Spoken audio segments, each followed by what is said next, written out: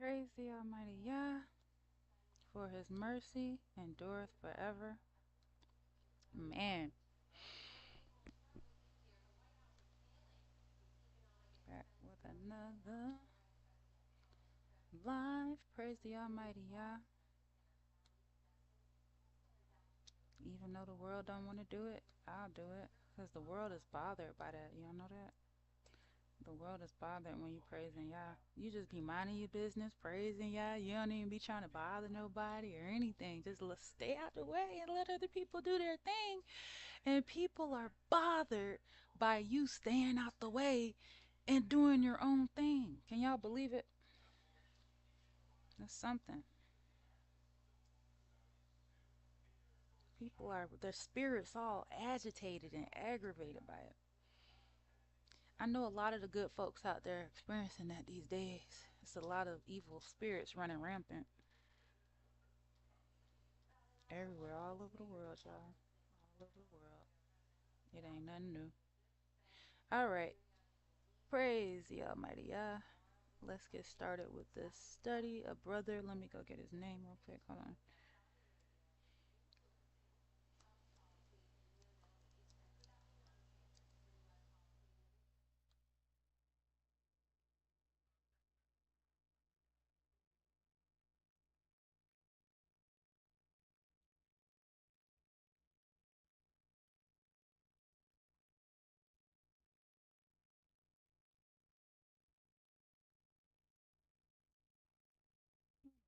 Put up a new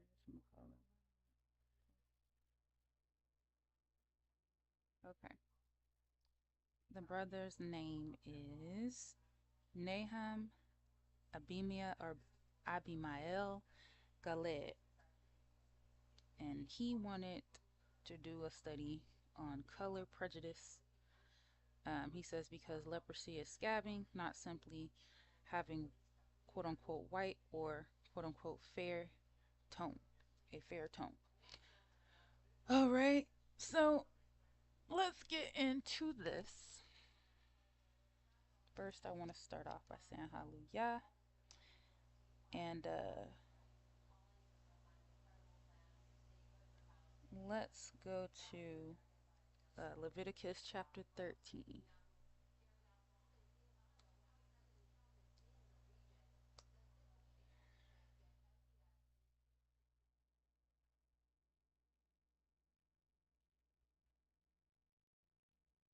Y'all gonna have to learn to just let them evil spirits fly.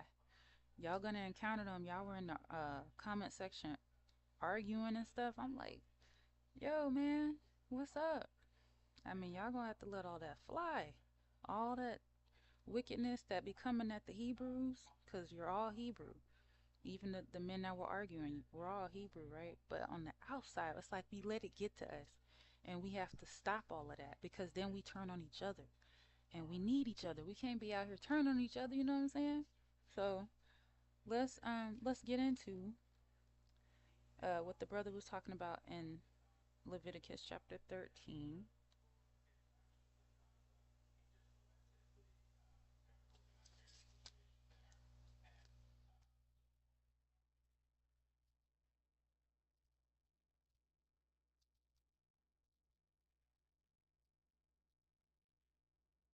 And I'm going to try to start at verse 1. So it says, And Yah spake unto Moses and Aaron, saying, When a man shall have in the skin of his flesh arising a scab or bright spot, and it be in the skin of his flesh like the plague of leprosy, then he shall be brought unto Aharon the priest, or unto one of his sons the priest. And the priest shall look on the plague in the skin of the flesh, and when the hair in the plague is turned white, and the plague in sight be deeper than the skin of his flesh, it is the plague of leprosy. And the priest shall look on him and pronounce him unclean. Praise Yah. Now, What is leprosy, first of all? Well, in modern day, we look at leprosy like one type of particular disease, a particular disease, right? But the particular disease in the archaic meaning of leprosy just means like a condition of the skin of some sort. It's just the condition of the skin. It's a very broad, a very general term, right? So let's keep going. Verse 4. If the bright spot be white in the skin of his flesh, and in sight be not deeper than the skin, and the hair thereof be not turned white, then the priest shall shut up him that has the plague 7 days. And the priest shall look on him the seventh day, and behold, if the plague in his sight be at a stay, and the plague spread not in the skin, then the priest shall shut him up 7 day or 7 days more. Verse 6. And the priest shall look on him again the seventh day, and behold, if the plague be somewhat dark, and the plague spread not in the skin, the priest shall pronounce him clean. It is but a scab, and he shall wash his clothes and be clean. Right? But if the scab spread much abroad in the skin, after that he has been seen of the priest for his cleansing, he shall be seen of the priest again. And if the priest see that, behold, the scab spread in the skin, then the priest shall pronounce him unclean. Now, let's jump down to that was all having to do with the scab, right? That was all the scab of leprosy. It was a scab of leprosy. Now let's go to verse 17. Matter of fact, let's start at verse 13. I might as well just go on and read 12 or 11. So it is an old leprosy, and the skin of his flesh, and the priest shall pronounce him unclean, and shall not shut him up, for he is unclean. And if a leprosy break out abroad in the skin, and the leprosy cover all the skin of him that has the plague, from his head even to his foot, wheresoever the priest looks, then the priest shall consider, and behold, if the leprosy have covered all his flesh, he shall pronounce him clean that has the plague. It is turned, or it is all turned white. He is clean. So this is when this is now the changing of the skin tone. Now we're in a different type of leprosy, right? So you have the first leprosy, which is a scab. That is a disease that is deadly and all of that. But then you have the second form of leprosy, which is a change in your melanin. So let's go to, for the whole body, let's go to verse 14, and it says, but when raw flesh appears in him, he shall be unclean, because now he's getting a scab. He's getting a wound, right? Verse 15, and the priest shall see the raw flesh and pronounce him to be unclean. For the raw flesh is unclean, it is a leprosy. Verse 16, or if the raw flesh turn again and be changed unto white, he shall come unto the priest, and the priest shall see him, and behold, if the plague be turned into white, then the priest shall pronounce him clean that has the plague. He is clean, right? Because his whole body has turned white. So now he is not contagious, or he's not filled with the scab of leprosy. His skin tone changed, right? So verse 18 says, the flesh also, in which even the skin thereof was a boil, and is healed, and in the place of the boil there be a white rising, or a bright spot, white and somewhat reddish, and it be showed to the priest. And if the brother that asked the question is watching right now, he can go ahead and type something in the chat if you have another question regarding the lesson. But if the priest look on it, and behold, there be no white hairs therein, and if it be not lower than the skin, but be somewhat dark, then the priest shall shut him up 7 days. And if it spread much abroad in the skin, then the priest shall pronounce him unclean. It is a plague. Right?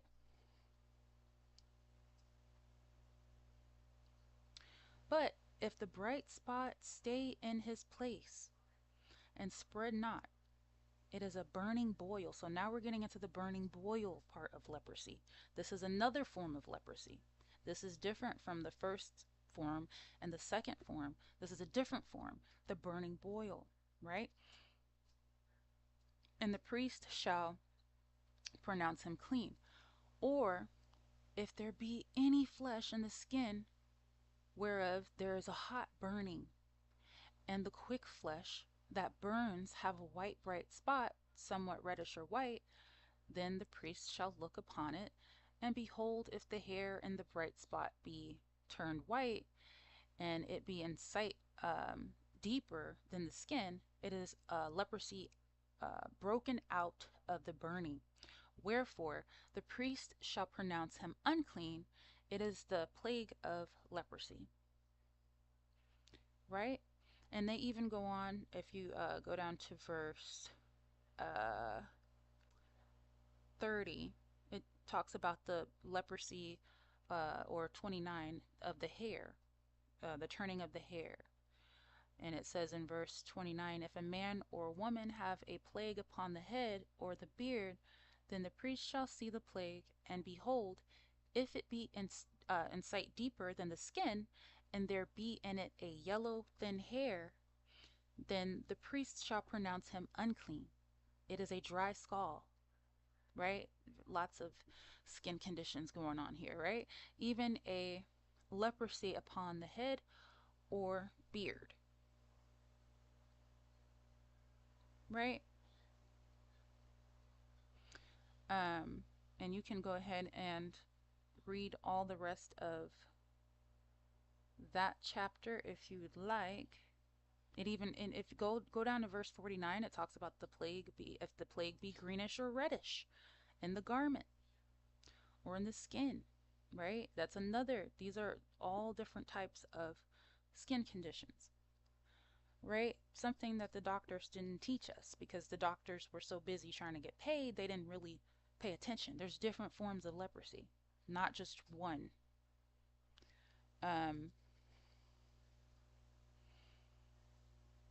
Let's go to Numbers,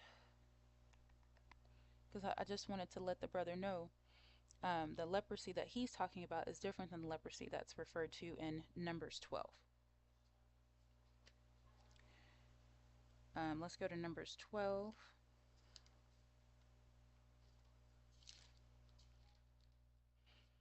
And let's start at verse 1. So it says, and Miriam and Aaron spake against Moses because of the Ethiopian woman whom he had married. Now, it wasn't that she was, because she was melanated, that they were against it. It's because of her nation. It's because of who she was. She wasn't an Israelite, right? Because all of us were melanated and still are. In verse 2 it says, and they said, has Yah indeed spoken only by Moses? Has he not spoken also by us? And Yah heard it. Now the man Moses was very meek above all, and the men which were upon the face of the earth. All the men which were upon the face of the earth. Sorry. Verse 4, and Yah spake suddenly unto Moses, and unto Aaron, and unto Miriam, come and ye three, come out ye three. I'm sorry, I need some light, y'all, because this little print on this Bible, that's why I be reading online, because this tiny little thing. Okay.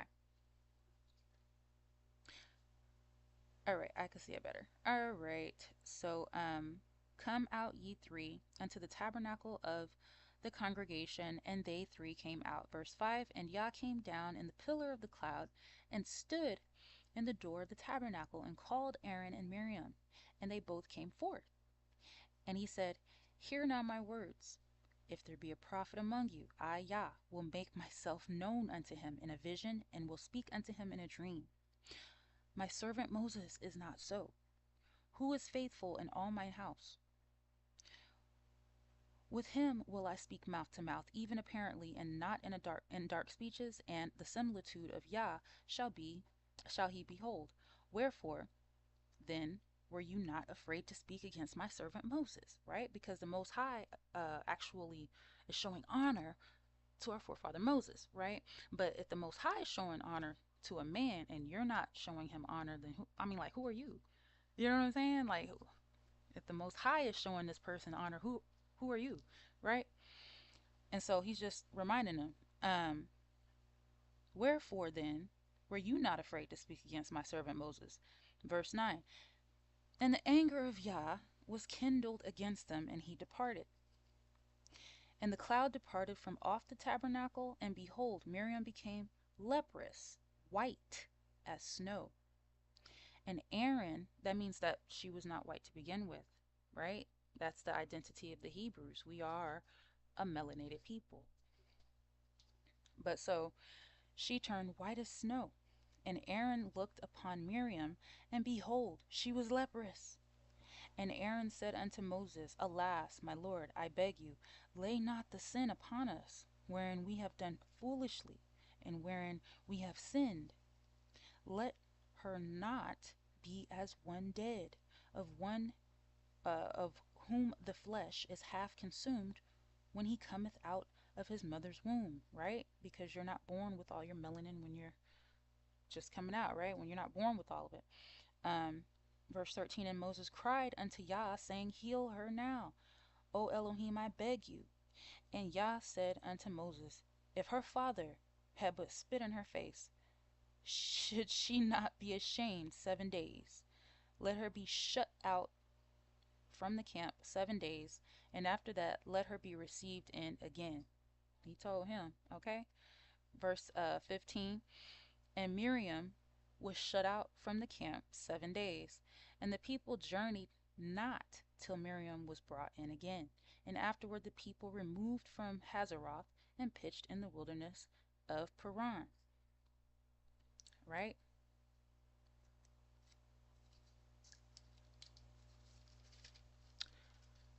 So that was another form of leprosy, brother. Let's go to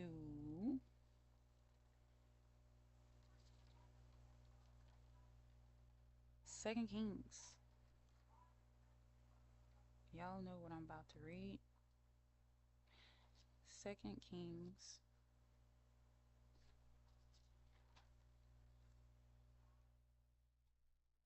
chapter 5. All right. So it says in verse 1, now Naaman, or Naaman, a lot call him, captain of the host of the king of Syria, was a great man with his master, and honorable, because by him YAH had given deliverance unto Syria. He was also a mighty man in valor, but he was a leper. He was white. That's what we called people who were white in ancient times. They were called lepers. There was no just a color. I guess you could say it was a color we referred to. Yeah, because it's Greek. Yeah, I guess you could say that. Yeah. But but they were referred to as lepers. And verse 2 it says, and the Syrians had gone out by companies and had brought away captive out of the land of Israel a little maid, and she waited on Naaman's wife. And she said unto her mistress, Would God, or would Elohim my Lord, were with the prophet that is in Samaria, for he would recover him of his leprosy. So she's telling him right now, I serve a great God. And, we got a prophet that can, through the Creator, give you your color back, right? Because that's how awesome our God is. Praise Yah. Verse 4, And one went in and told his Lord, saying, Thus and thus said the maid that is of the land of Israel. And the king of Syria said, Go, and I will send a letter unto the king of Israel. And he departed, and took with him 10 talents of silver, and 6,000 pieces of gold, and 10 changes of raiment. And he brought the letter to the king of Israel, saying, Now when this letter is come unto you, behold, I have therewith sent Naaman my servant to you, that you may recover him of his leprosy. And it came to pass, when the king of Israel had read the letter, that he rent his clothes and said, Am I Elohim, to kill and to make alive, that this man does send unto me to recover a man of his leprosy? Wherefore consider, I pray you, and see how he seeketh a quarrel against me. And it was so, when Elisha, the man of Elohim, had heard that the king of Israel had rent his clothes, that he sent to the king, saying, Wherefore have you rent your clothes? Let him come now to me, and he shall know that there is a prophet in Israel. So Naaman came with his horses and with his chariot, and stood at the door of the house of Elisha. And Elisha sent a messenger unto him, saying, Go and wash in Jordan 7 times, and your flesh shall come again to you, and you shall be clean. Verse 11, But Naaman was wroth, and went away, and said, Behold, I thought, he will surely come out to me, and stand, and call on the name of the Lord his God, and strike his hand over the place, and recover the leper. Are not Abana and Pharpar rivers of Damascus better than all the waters of Israel? May I not wash in them, and be clean? So he turned and went away in a rage. Verse 13. And his servants came near, and spake unto him, and said, My father, if the prophet had bid you do some great thing, would you not have done it? How much rather then, when he says to you, Wash and be clean? Then went he down and dipped himself 7 times in Jordan, because he wanted his color back, right? And 7 times in Jordan, according to the saying of the man of Elohim. And his flesh came again, like unto the flesh of a little child, and he was clean. So he not only got his color back, but he got his youthful bounce back. Okay, it was like the flesh of a little child. Verse 15. And he returned to the man of Elohim, he and all his company, and came and stood before him. And he said, Behold, now I know that there is no Elohim in all the earth but in Israel. Now, therefore, I pray thee, take a blessing of your servant. But he said, As YAH liveth, this is Elisha responding to him, before whom I stand, I will receive none. And he urged him to take it, but he refused. So Elisha didn't even want nothing for it. Praise YAH. Verse 17, And Naaman said, Shall there not then, I pray thee, be given to your servant 2 mules burden of earth? For your servant will henceforth offer neither burnt offering nor sacrifice unto other gods, but unto YAH. In this thing, YAH pardon your servant, that when my master goes into the house of Rimmon to worship there, and he lean on my hand, and I bow myself in the house of Rimmon, when I bow down myself in the house of Rimmon, YAH pardon your servant in this thing. And he said unto him, Go in peace. So he departed from him a little way. Verse 20. But Gehazi, the servant of Elisha, the man of Elohim, who is Elisha, said, Behold, my master has spared Naaman this Syrian, and not receiving at his hands that which he bought. But as YAH liveth, I will run after him, and take somewhat of him.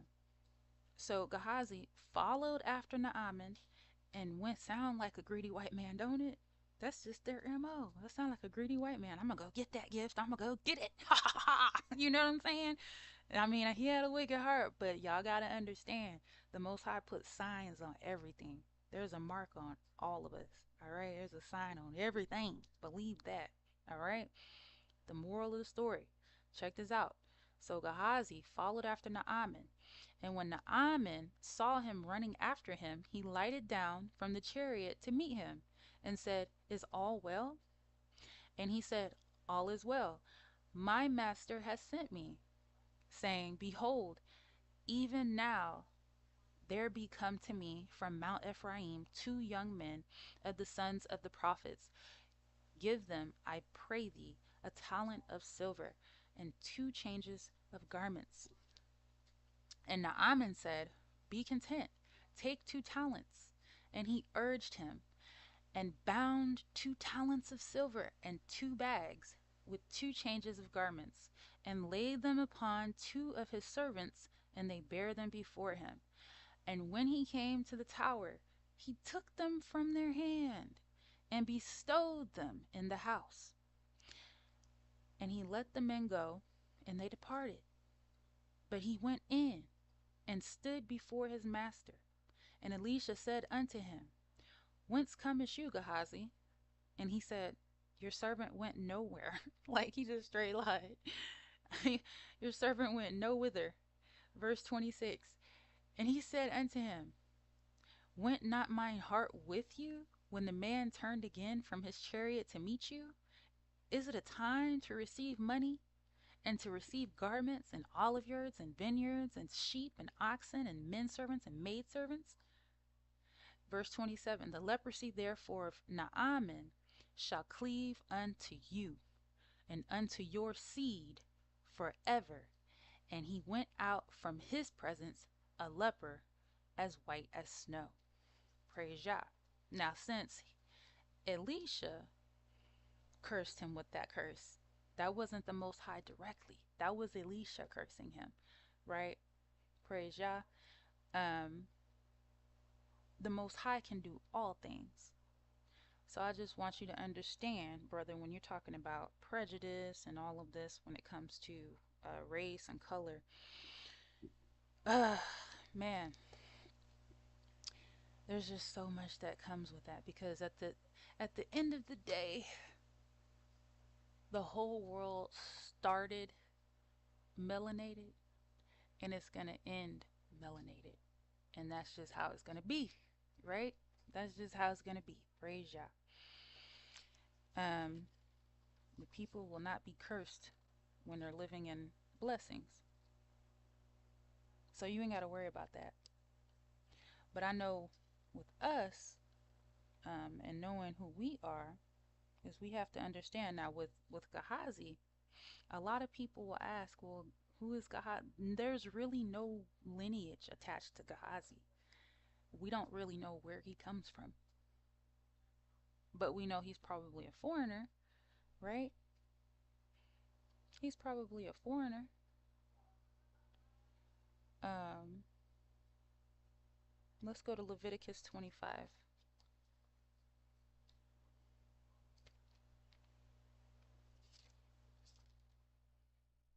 and verse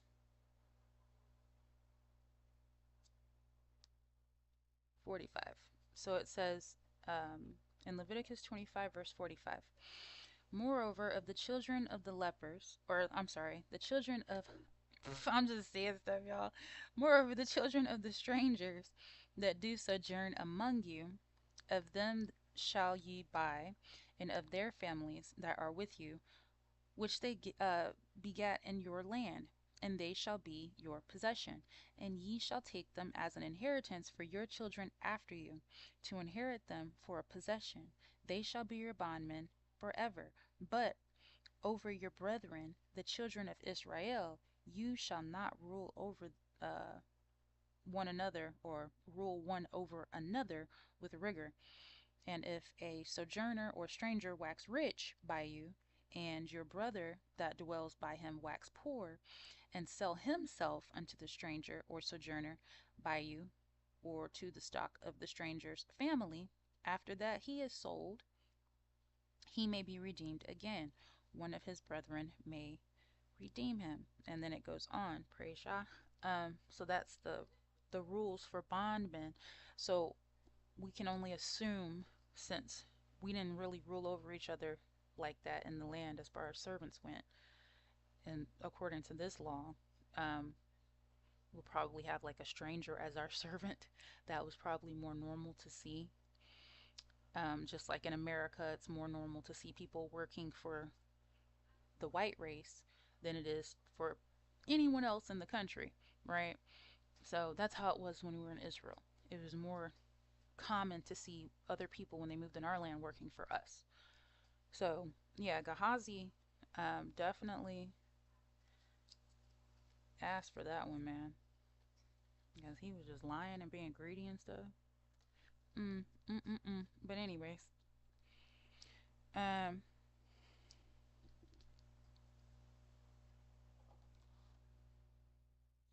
let's go to.